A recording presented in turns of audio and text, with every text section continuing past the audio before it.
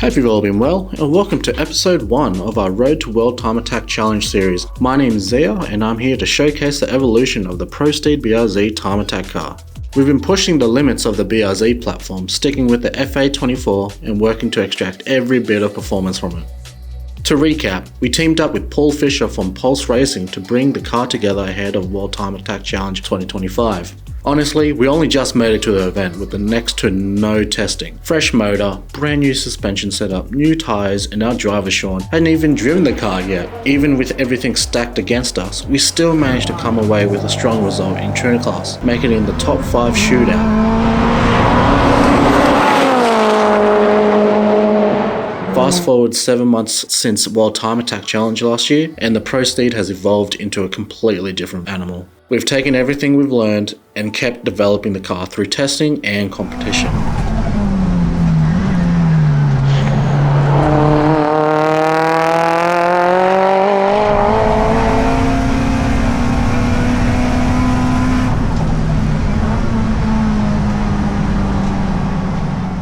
For this episode, we're back at Sydney Motorsport Park for the round 2 of the Motorsport Australia Pro Speed Racing New South Wales Super Sprint Series, chasing more seat time and dialing the setup even further.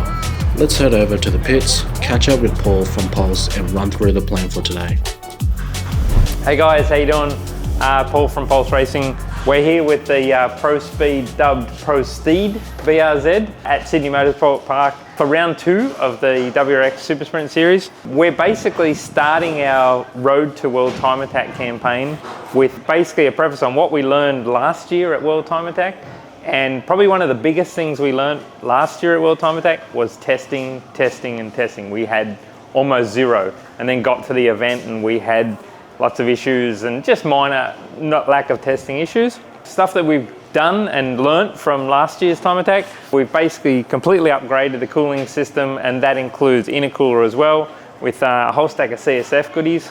Turbo, we've actually gone, I think now we're on our third iteration of turbo setup. We keep getting bigger and bigger, mainly just to actually sort of control torque and things like that. Being rear wheel drive, we need to obviously control the torque level, which is also to go on the gamut of Motec, ECU and dash control and stuff, where we were previously ECU tech through the factory computer. The reason we did that, again, for torque control and the ability to use the Motec traction control, which works amazing, but we're working it because obviously this thing's making some mumbo at the moment, and that's a combination of Sean having fun with the car and obviously also too trying to pedal the car around on stipulated Advan tyres. But all in all, we're here testing, and we're looking forward to it.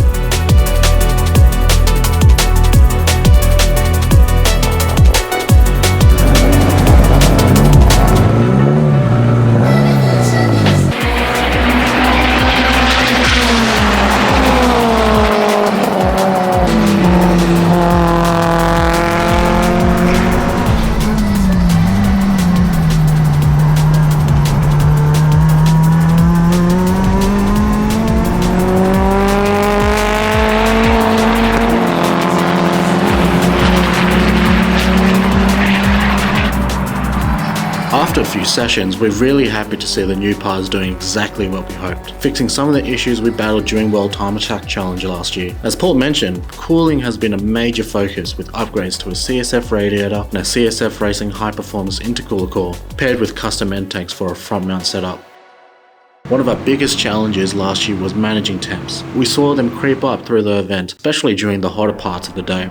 On top of that, the previous front mount intercooler became a restriction for the level of power we were chasing. With no off-the-shelf solution available, we went with a CSF Racing core and had Pulse Racing build custom end tanks to suit. The results have been a big step forward. We've seen noticeable drops in temps, particularly through the tighter section of the GP circuit at Sydney Motorsport Park, where airflow is limited. The larger core has also improved airflow overall, helping us push for more power. We've also stepped things up on the electronic side, upgrading to a Motec ECU that's opened up a whole new level of tunability, allowing Paul to really dial things in, especially traction control, which Sean was struggling with on corner exit. With a couple of sessions under our belt, let's head back into the pits and see what Sean's working on next. Hey guys, Sean from Pro Speed. We're here today at Sydney Motorsport Park, New South Wales Super Sprints, doing our first testing really for World Time Attack. Been a lot of changes to the car, as Paul's mentioned. We chucked the AO9s on for a few sessions today. We found we've been battling a bit of understeer mid to exit. The guys are now doing a ride height change in the rear to try and get the car up on its nose a little bit more, and hopefully that helps.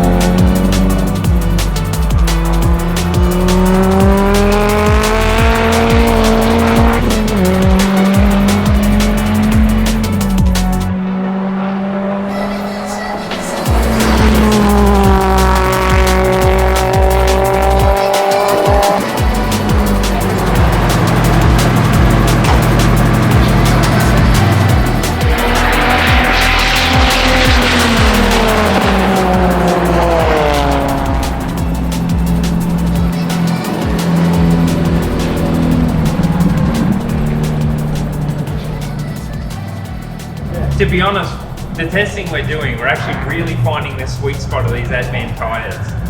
When we get them in the window, they're such a great tyre that, yeah, they're really fun to actually race on. When we get them in the window, and we're working on sort of suspension settings and things like that to actually get them in that window, and yeah, she's going to be a rocket ship. Yeah, she will be. Also guys, if you want to follow the journey to World Time Attack with Pro Speed, don't forget to subscribe to our YouTube channel and also on our socials. Cheers, see you next time.